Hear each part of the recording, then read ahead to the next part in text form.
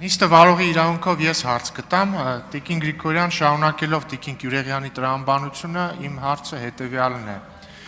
Հայաստան դաշինքը եւ Հայաստան դաշինքի ներկայացուցիչները հայտարարում են, որ Հայաստանը չպիտի սահմանափակվի իր 20743 կիլոմետր քառակուսիով։ Նրանք հայտարարում են, որ սահմանազատման հիմքը Ադրբեջանի չպիտի լինի Ալմատայի հռչակագիրը եւ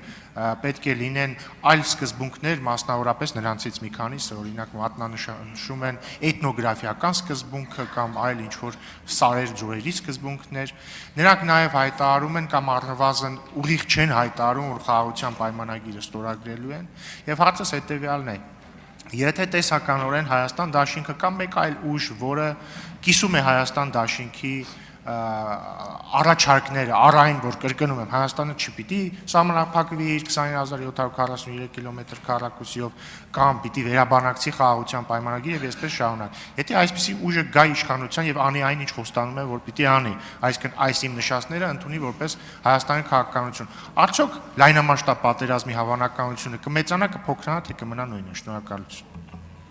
Շնորհակալություն, պարոն փոխնախագահ, ըստ էության ձեր կողմից վկայակոչված հայտարարությունները ամենապարզ տրամաբանության պայմաններում խոսում են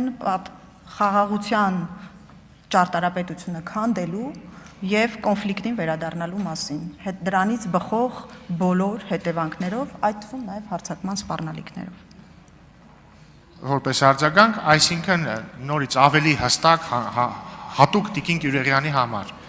եթե Հայաստան դաշինքը տեսականորեն կամ մեկ այլ ուժ Հայաստան դաշինքի նման կամ Հայաստան դաշինքի հետ դաշնակցող